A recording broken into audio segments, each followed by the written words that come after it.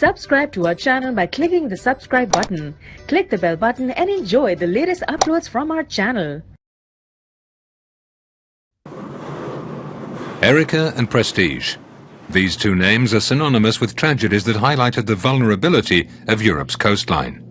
In response to these disasters, the European Union took a series of supplementary measures to make its seas safer. Among them were the creation of the European Maritime Safety Agency, a ban on single-hull ships carrying heavy fuel oil, reinforced inspection of ships in ports, and the publication of a blacklist of banned vessels. Today, a third set of measures on maritime safety is being proposed by the European Commission. This coherent package allows Europe to offer a maritime service which is safe, competitive, and which respects the environment. It's true that the security system still has deficiencies, and it's been observed that one of the missing links was a better definition of the responsibility of the member states with regard to vessels sailing under their flags.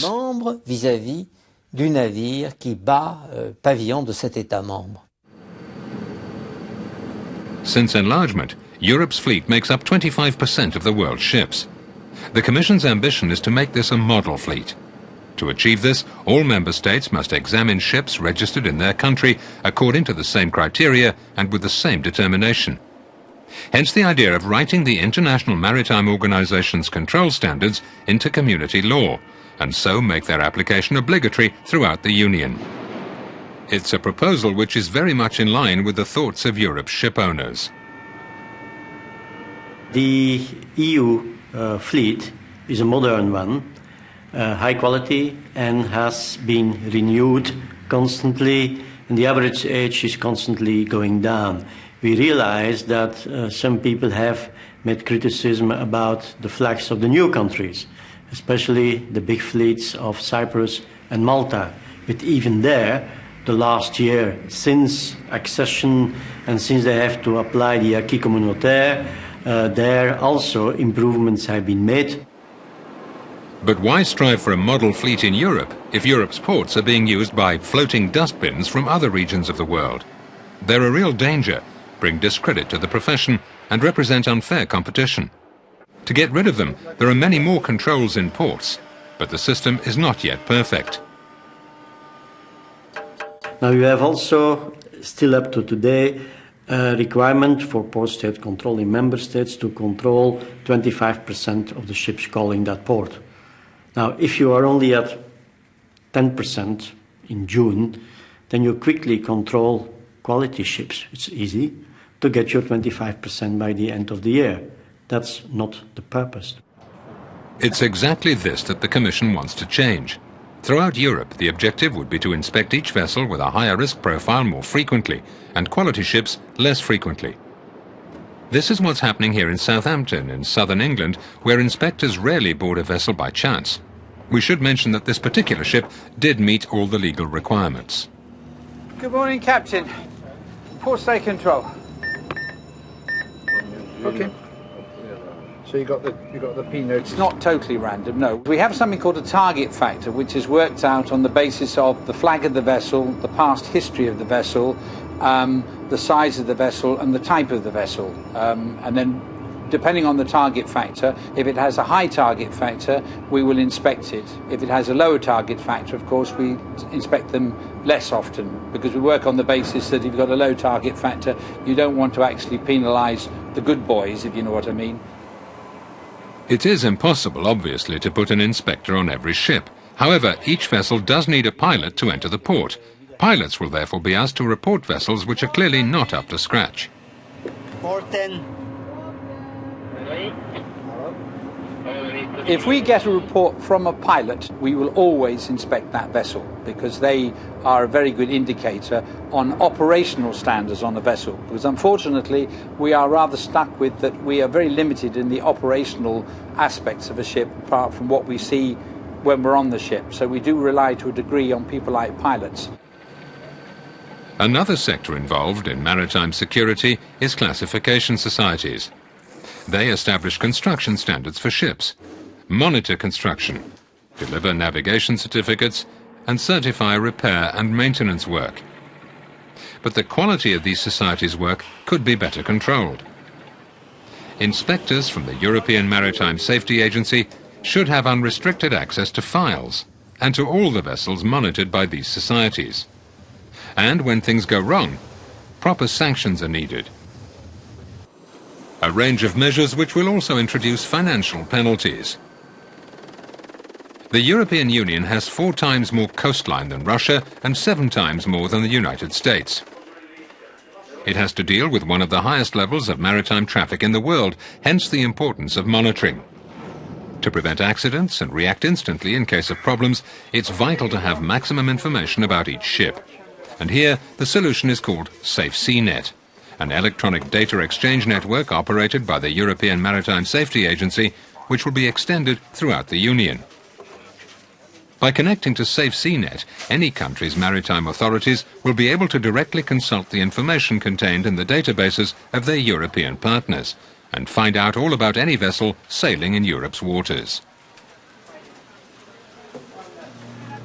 Improving security also means preparing for the worst and learning lessons from previous catastrophes.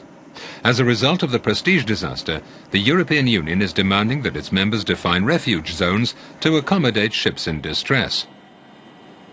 This concept has been used in the United Kingdom for almost 10 years. The aim is to limit pollution to a restricted area such as this bay, rather than allow it to disperse over hundreds of kilometres with well-known consequences. The bay out there is the sort of place that we might use to bring a ship if it needed sheltered waters to effect repairs or assess damage. In the UK, our policy is that everywhere could become a place of refuge. There is no ranking before an incident. As soon as an incident occurs, then some places are going to be better for that particular incident than others. But as I say, it's determined by exactly what the incident is, when it occurs and where. What's more, member states will have to nominate a single, completely independent authority which will take the decision to send a vessel in distress to the most appropriate place of refuge.